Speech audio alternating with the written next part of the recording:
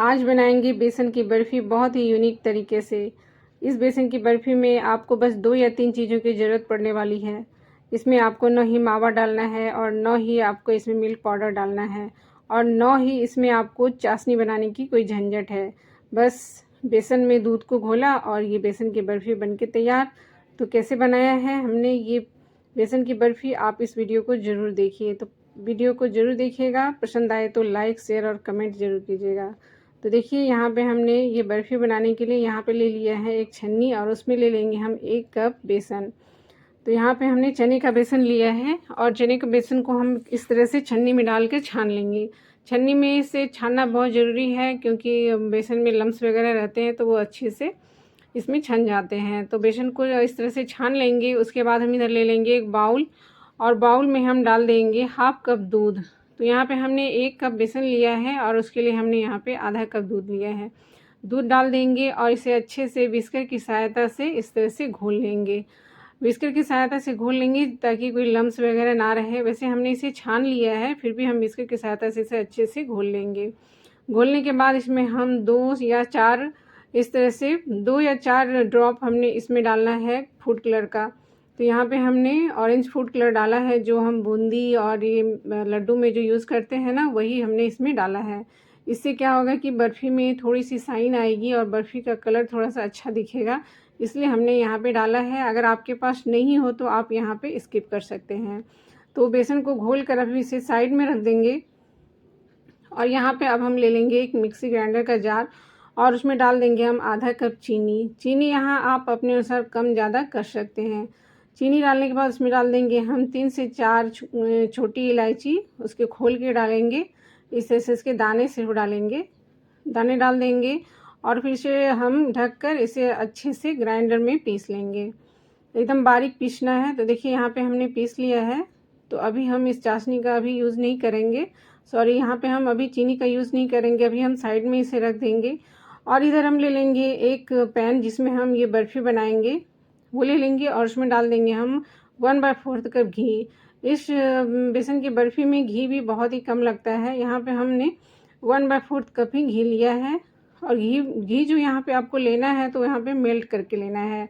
घी अगर आपका जमा हुआ है तो मेल्ट करके लें, अगर थोड़ा पिघला हुआ है तो वो आप ले सकते हैं, लेकिन अगर जमा हुआ है तो मेल्ट कर लें। और मेल्ट करके आपको गरम नहीं लेना है, ठंडा लेना है। गरम लेने से क्या होगा, इसमें जब हम ये घोल डालेंगे तो थोड़ी सी गुठलियाँ पड़ जाएगी, लम्स बन जाएंगे। इसलिए हमें क्या करना है, यहाँ पर घी को ठंडा करके लेना है। उसके बाद हम ये पैन में इस तरह से घोल डाल देंगे और घी और इस दोनों को हम अच्छे से मिला देंगे। तो यहाँ पे हमें अच्छे से मिलाना है और यहाँ अभी हमें पैन को गैस पे नहीं चढ़ाना है, बिना गैस पे चढ़ाए ही हमें घी को इसमें मिलाना है। वैसे आप चाहें तो जब आप घी में घी और ये बेसन और दूध को मिला रहे थे उसी समय घी डालकर मिला सकते थे, लेकिन बाउल में बहुत सारा घी लग जाएगा, इसलिए हमने यहाँ पे पैन में ही घी डालकर मिला लिया है अच्छे से। तो देखिए यहाँ पे अच्छे से मिल गया है। अब हम गैस को ऑन करेंगे, ये पैन चढ़ाएंगे और गैस की फ्लेम को एकदम लो पे रख देंगे, लो पे रखेंगे और ये पैन चढ़ाकर अब हम इसे पकाना शुरू कर देंगे। धीरे धीरे हम ये जो आपका घोल है इसे हम धीरे धीरे पकाना शुरू करेंगे। तो यहाँ पे गैस की फ्लेम को एकदम लो पे रखना है, ज़्यादा हाई बिल्कुल नहीं करना है और लगातार चलाते रहना है। तो ये जो बेसन है ये थोड़ा सा मतलब चिकना बेसन है। अगर आपका बेसन थोड़ा सा मोटा हो तो आपको यहाँ पर सूजी लेने की ज़रूरत नहीं है, लेकिन अगर ये आपका बेसन थोड़ा सा पतला है तो आपको यहाँ पे सूजी की ज़रूरत पड़ेगी। तो हम यहाँ पे क्या करेंगे, जब ये थोड़ा सा ये घोल जो है थोड़ा सा हल्का सा मोटा होने लगे, तब हम इस बर्फ़ी को थोड़ा सा दानेदार बनाने के लिए हम इसमें डाल देंगे सूजी। तो यहाँ पे हमने 1/4 कप सूजी लिया है और सूजी यहाँ पे डाल देंगे हम। थोड़ा थोड़ा करके सूजी डालेंगे, इस तरह से बिखेर के डालेंगे, एक जगह पे बिल्कुल नहीं डालेंगे, नहीं तो फिर इस तरह से गुठलियाँ बन जाएगी। इसलिए हम थोड़ा थोड़ा करके डालेंगे और इस तरह से मिलाते जाएंगे। तो यहाँ पे हमने सूजी को भी मिला दिया है और सूजी को भी मिलाकर हमें इसी तरह से धीरे धीरे भुनना है। तो देखिए यहाँ पे हमने थोड़ा सा इस तरह से सूजी डाला था और इसको मिला दिया है। अब हम फिर से थोड़ी सी सूजी और डालेंगे, इस तरह से बिखेर के डालेंगे और फिर हम इसे मिला देंगे। मिलाने के बाद फिर से हमें इसे पकाते जाना है। तो देखिए ये घोल की कंसिस्टेंसी कैसी हो गई, थोड़ी सी गाढ़ी हो गई है। हम इसे यूं ही चलाते रहेंगे इस तरह से। बस ये जो रेसिपी है इसमें थोड़े से पेशेंस की ज़रूरत होती है, तो आपको पेशेंस रखना होगा। इस तरह से हमें इसे लगातार इसी तरह से हमें चलाते रहना है और भूनते रहना है। इस तरह से दबाते जाएंगे, भूनते जाएंगे। गैस की फ्लेम को हम एकदम लो पे रखेंगे। तो देखिए यहाँ पे कंसिस्टेंसी कैसी हो गई है, और यहाँ पे इस तरह से देखिए थोड़ा सा मोटा हो गया है। लगातार हम चलाते रहेंगे। और हाँ देखिए इस तरह से गुठलियाँ जैसी हो गई है, तो आपको घबराने की ज़रूरत बिल्कुल भी नहीं है। इसी तरह से आप चम्मच की सहायता से इसे दबाते रहें और इसी तरह से चलाते रहें। सारी सूजी हमने यहाँ पे डाल दी है। अब हम क्या करेंगे, इसे ऐसे ही चलाते रहेंगे, भूनते रहेंगे। तो देखिए यहाँ पे और थोड़ी सी ये जो है लिक्विड जो है देखिए कैसी हो गई है। इस तरह से इसे हम दबाते रहेंगे और लगातार चलाते रहेंगे तब तक जब तक ये एकदम भुरभुरी सी ये मिक्सचर नहीं हो जाती। एकदम भुरभुरी सी हो जाएगी तभी हम इसमें आगे का प्रोसेस करेंगे। तो देखिए यहाँ पे लगातार चलाते हुए हमको कम से कम 10 मिनट हो गए हैं, और देखिए ये किस कंसिस्टेंसी की आ गई है। तो देखिए यहाँ पे एकदम भुरभुरी सी सूजी की तरह ये हो गया है। बस इसी जगह पे हम क्या करेंगे, थोड़ा सा यहाँ पर हमने जो घी डाला था, पहले जो हमने घी डाला है उसमें से घी थोड़ा सा हमने बचा लिया था। तो यहाँ पे बर्फ़ी में थोड़ी सी साइन आए, तो बस इसी जगह पे हम इसमें ये जो बची हुई घी है थोड़ा सा हम डाल देंगे। और ऊपर से डालकर फिर हम क्या करेंगे, यहाँ पे डाल देंगे थोड़े से ड्राई फ्रूट्स। तो यहाँ पे हमने काजू और बादाम को हल्का सा इस तरह से डाल दिया है। 2 से 3 चम्मच इधर डाल देंगे।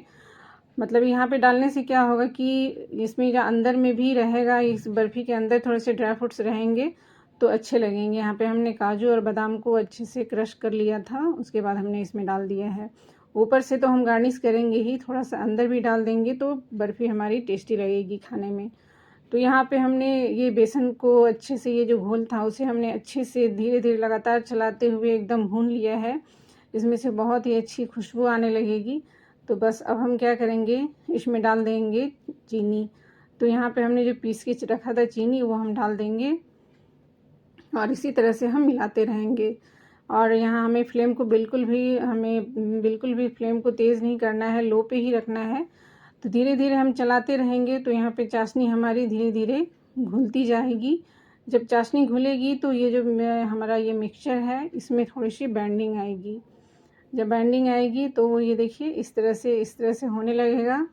तो देखिए इस तरह से थोड़ा सा ये मतलब ये बाइंडिंग होने लगा है।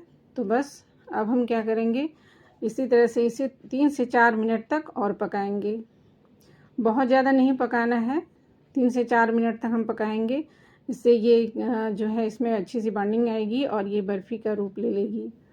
तो देखिए ये हो गई है। अब हम क्या करेंगे, यहाँ गैस की फ्लेम को यहाँ पर ऑफ़ करेंगे और इसे जो है हम एक यहाँ पे पहले से हम क्या करेंगे, एक थाली में घी लगा के रखेंगे और घी लगाकर पहले से ही रखेंगे और इसे हम उसमें डाल देंगे। तो ये बस तैयार हो गई है। अब हम इसे थाली में डाल देंगे।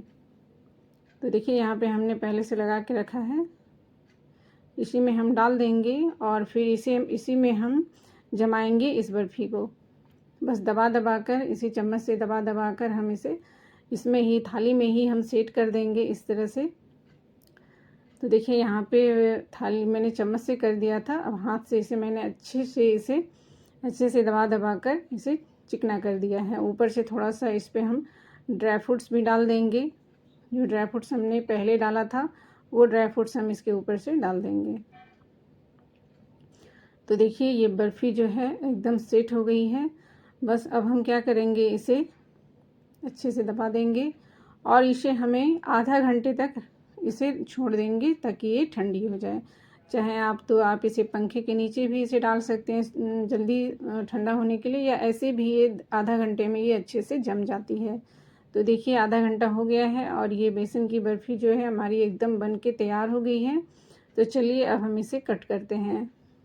तो यहाँ पे मैं इसे स्क्वायर शेप में कट कर रही हूँ। आप कोई भी शेप इसमें दे सकते हैं। जिससे बर्फ़ी का जो शेप होता है वो शेप में भी आप इसे कट कर सकते हैं। तो देखिए कितनी आसानी से ये बर्फ़ी कट रही है, बहुत ही सॉफ्ट बनके तैयार होती है, दानेदार ये बर्फ़ी। आपको इसमें कुछ भी एक्स्ट्रा देने की ज़रूरत नहीं पड़ती है, फिर भी ये बहुत ही टेस्टी लगती है खाने में। तो देखिए ये हमने यहाँ पे कट कर लिया है। अब मैं आपको इसे एक दिखा रही हूँ। देखिए अंदर से देखिए ये कितना ये दानेदार दिख रहा है, ऊपर नीचे से ये एकदम चिकना है। देखिए किस तरह से इसका स्ट्रक्चर है। तो ये बर्फ़ी बन के तैयार हो गई है। अब मैं आपको इसे तोड़ के दिखा रही हूँ। देखिए ऐसे ही आप इस बर्फ़ी को एक बार बनाकर ज़रूर ट्राई कीजिए। इसमें कोई भी चाशनी वगैरह बनाने की झंझट नहीं होती है, तो ये बहुत ही टेस्टी बन के तैयार हो जाती है। तो बस ये बर्फ़ी हमारी बन के तैयार हो गई है। आप इसे एक बार ज़रूर ट्राई कीजिएगा। तो कैसी लगी आपको हमारी ये रेसिपी, आप हमें ज़रूर बताइएगा। और हाँ, अगर आपने मेरे चैनल को अभी तक सब्सक्राइब नहीं किया है तो प्लीज़ सब्सक्राइब करके बेल आइकन दबा दीजिएगा।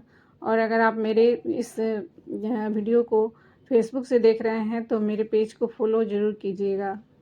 तो मिलती हूँ नए वीडियो में नई रेसिपी के साथ। तब तक के लिए okay, thank you, bye bye.